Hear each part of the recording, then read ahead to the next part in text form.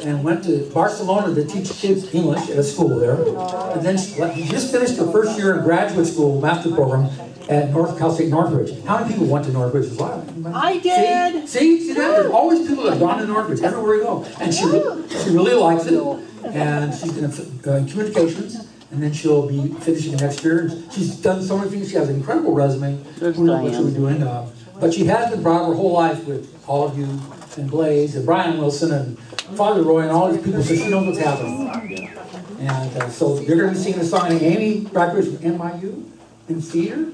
What is that? It in theater, and they did plays together in Culver City. And they got some of their other friends here tonight. And Gavin is right here. Gavin Blake too. Well, he's been known to, we see him once in a while at our house, shows up at our house. Okay, he's her boyfriend, what are you going to say? And Gavin's family's here, the Blake family, Harry and Jane. Now, this is what I did at our wedding, which Jane really didn't like so much, but at our wedding we had in 1988. It had a moment like this, and I went around the room, and I was acknowledging everybody in the room, and people were looking like I was crazy. But I was listening, thanks for reading to everybody. And I forgot a few, so I'm sorry. Yeah, I won't do that tonight. You're all so heartfelt that you're all here tonight. And there's such hard times, and there's so many bad things happening, and we're all doing all these things. It's nice to have a good time once in a while, right? So before we start the music, I have two people I'm going to bring up for a really brief talk. Really brief, very brief little thing. And the first one, my mouth is dry. Can you hold this for me? Speaking of dry mouth. Here, right here. Okay, sorry. It's all part of the act. Yeah. That's all I have here. So the first person I want to bring up briefly, and he's here visiting from St. Louis. His name is Michael McPherson. He was a party for him yesterday in Topanga that Kathleen Hernandez held. Today he's down in Arlington West, the great memorial we have at the beach at the pier in Santa Monica. I'm sure most of you have been there. And man, that's been going on for, I don't know, how many years? How many years has that been going on? 15 years. Every Sunday they put out the crosses acknowledging all the people who died. Oh, thank you, Ross. This is Ross. Always going to see somebody.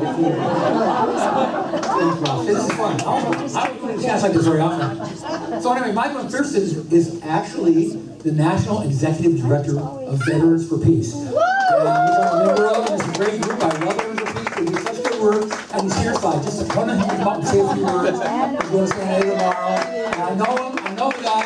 He's a really nice man. He's a great activist. And he's very friendly, too.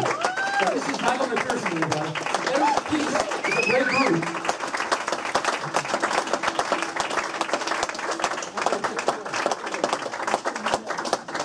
Hello, everyone. First of all, I'm really honored to even be up here speaking with this incredible crowd, these friends of Frank. I want to just, first of all, give Frank a big round of applause.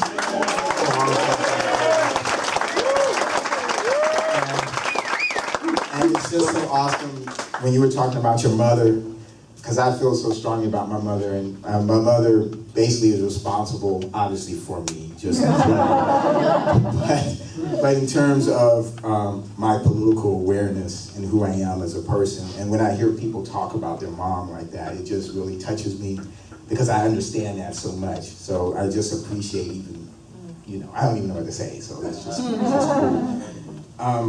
So just so happened, and I am going to be brief, there's a gentleman here named Henry Howard who brought me a book, and people, I have to say, Henry, bring me books all the time, but he took it back, which is a pretty cool that he took it back, but he showed me a page that I think speaks to the people in this room and speaks directly, which is really interesting. That one page he showed me, and I said, oh, this is perfect, because this is Frank, but it's everyone here. It's a quote from William Faulkner. Never be afraid to raise your voice for honesty and truth and compassion against injustice and lying and greed.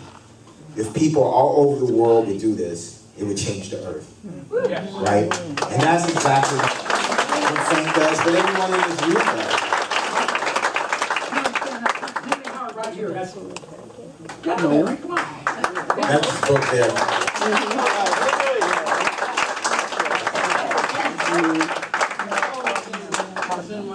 Did Frank get some? human rights poetry about a month ago. We call it Sing to Me of a World to Win. And that is exactly what we can do with all the unity that is expressed in this room tonight. We have a world to win. We can never go back. No Trump, no idiots, no matter what. This is what we're all about. Thank you.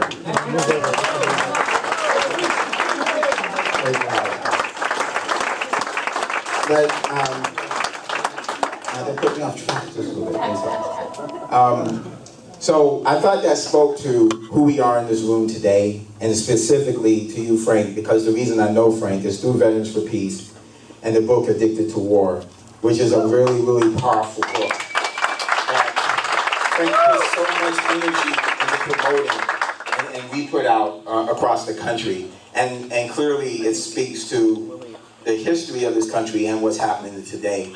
So real briefly, I just want to speak real briefly about what's happening right now, because the book shows that what's happening right now is not something new, right? It's a continuation of what's been happening. Although I have to say for myself, I feel differently than I did in the past, because we also have to recognize, even though it is the same thing, it is something different as well. It's not exactly the same thing. But I know that we will overcome this. And the reason I know is because I always look to my ancestors. And there was a time when they came to this country, not as immigrants, but as forced enslaved people in the bowels of a ship. And if I think this looks dark, I mean, really? How dark can that look? And I would say to you that almost everyone in this room, if you go back and look at your history, that there was a time that's much, much more darker than what's going on right now. And I also say that what the people who struggled against that time had to put up with, the things that they had to deal with, and the people that they had to struggle against were probably a little bit more smarter than the ones we're dealing with today. Okay. And I would say that the system itself was more stronger than we have to deal with right now. But the fact that that oppression was there, and there were people just like us in this room, there were people then struggling against that. We are the children, I guess I should say, of those people and descendants. Thank you. And since we're here, that means they're still here, and that means that this struggle will continue into the future. And I believe that we will win. I don't think we're going to be. We will win. It's the human spirit that keeps pushing us forward. So even though I understand that we feel despair at times, I think number one, remember, like I said, the past and where we've come from and the shoulders we stand on. Number two, that we have tools that they didn't have. We have so many tools today that they didn't have, so we need to use those tools. And then I think the third and most important thing is that we actually are building a coalition that they could only dream about building. That we have more friends and more coalition people, and all of them not in this room right now, but we're working on bringing all of us together, and they couldn't do that. So I know that the future is bright for us, even though it looks dark. That's okay, because we're in this period of transition. It's just a matter of it blooming. And people like Frank and all of you, that I'm so honored to be in this room with, are part of making that happen. So thank you so much, Frank. Thank you all.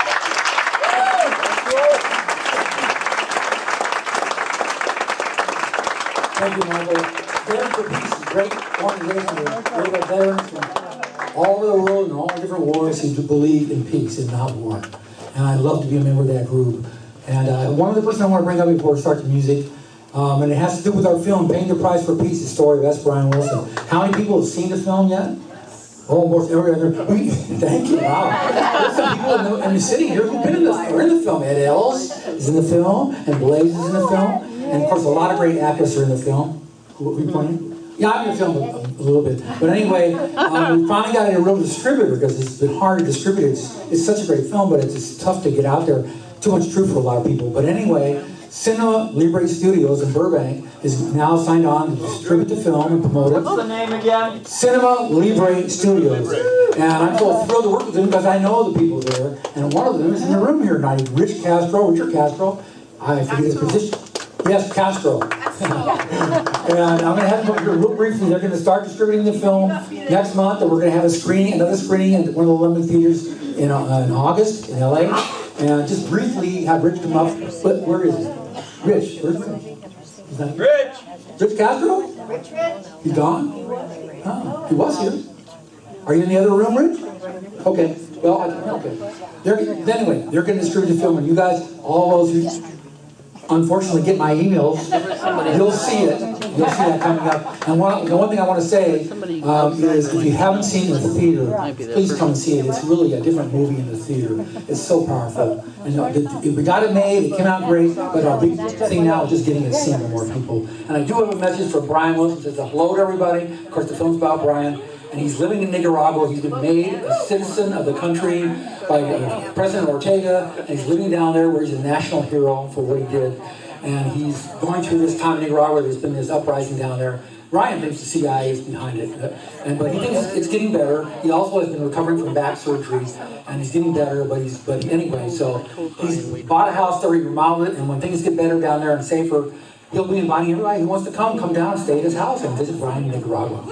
So, and once again, okay, Rich is here. So, I'm going to now start with our first musical performer tonight. A lot of you in the room know him, probably all, most all of you know him. It's my friend Ross Altman. Right here. Ross, singer, songwriter. He's been singing for how many years around this area? He's got great songs, and he's a great activist, and he's a great friend.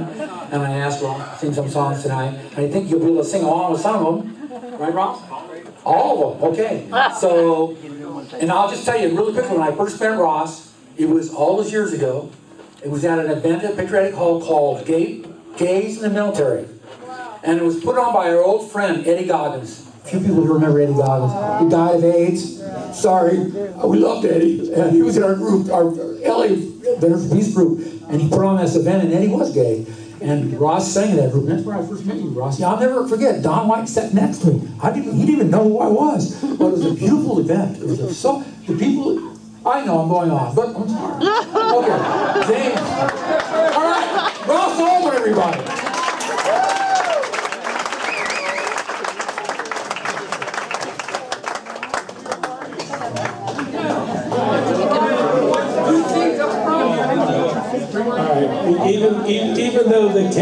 Even though the cake has been cut, let's not miss another opportunity. Are you all ready? Happy birthday to you. Happy birthday to you. Happy birthday, dear Frank. Happy birthday to you.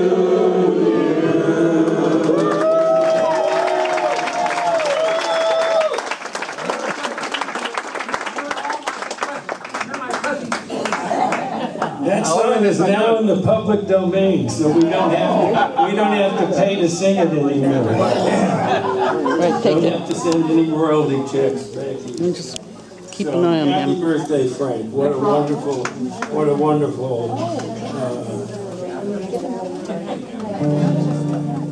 Well, it is a wonderful world. We have Blaze here, and we have Frank and Jane and Emily and all you people who have been a part of the peace movement as long as I can remember.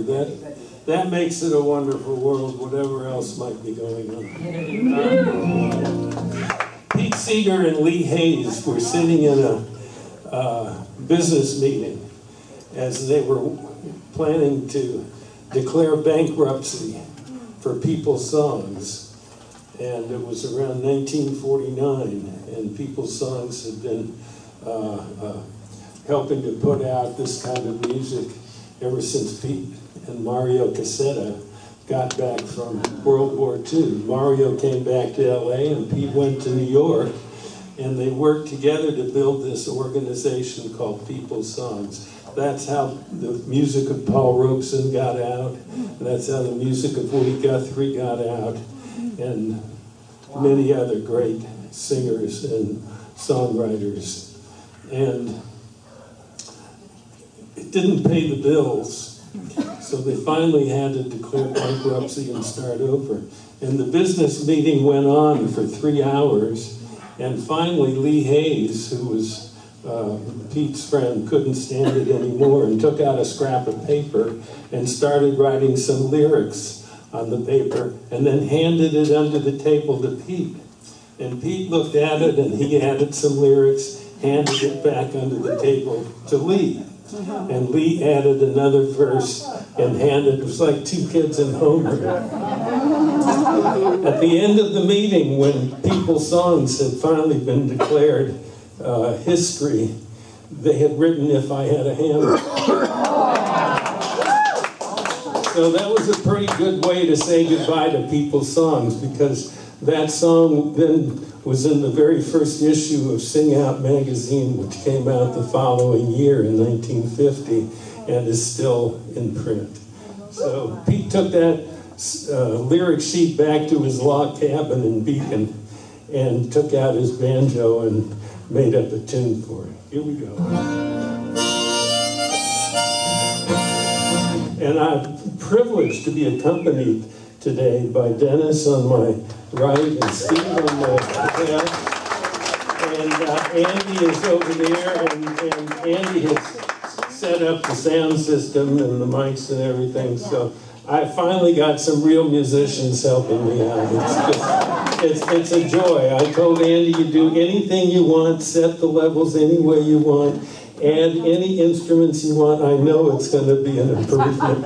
So here we go. Are we ready? Yeah.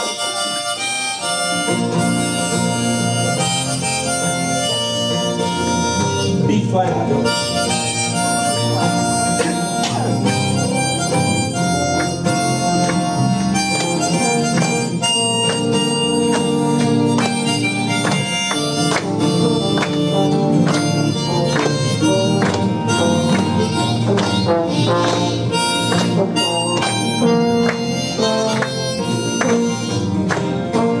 If I had a hammer, I'd hammer in the morning, I'd hammer in the evening, all over this land. I'd hammer out danger, I'd hammer out warning, I'd hammer out love between the brothers and the sisters, all over this land. If I had a bell, I'd ring it in the morning, I'd ring it in the evening, all over this land. Ring out danger, I'd ring out danger, I'd ring out warning, I'd ring out love between the brothers and the sisters, all over this land. And if I had a song, I'd sing it. I'd sing it in the morning, I'd sing it in the evening, all over this land. Sing out danger, I'd sing out danger, I'd sing out warning, I'd sing out love between the brothers and the sisters, all over this land. One place, Steve, yeah.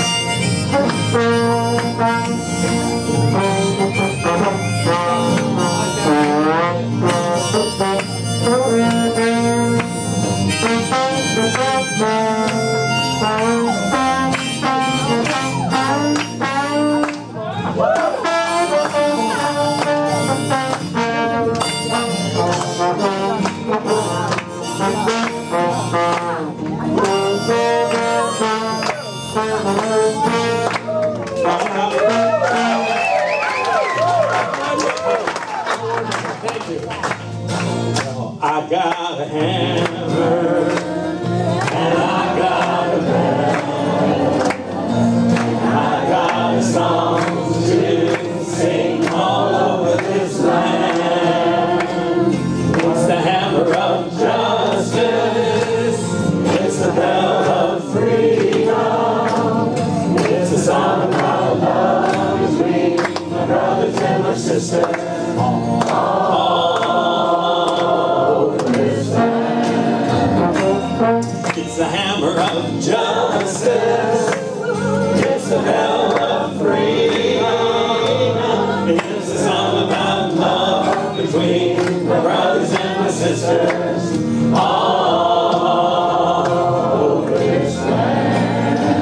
we go.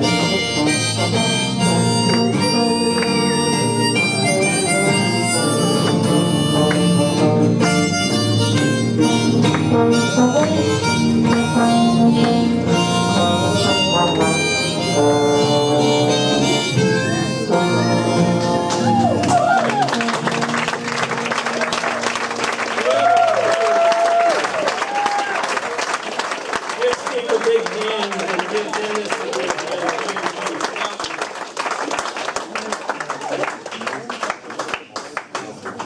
If there's anybody standing in the room, we got seats. We got 3 more seats up front. Who's in seats? You're free. Don't be shy. Don't be shy. I've heard that before. This is an F. You get too much trombone. You can't have too much trombone. You can't be too thin, and you can't have too much trombone. All right. Jose Marti, Cuban soldier poet. Pardon? Viva Cuba. Indeed. Wrote thousands of verses. And was a soldier and a poet, kind of like the veterans I know here. Fought in the Spanish-American War and was killed in a battle crossing a river. And 50 years later,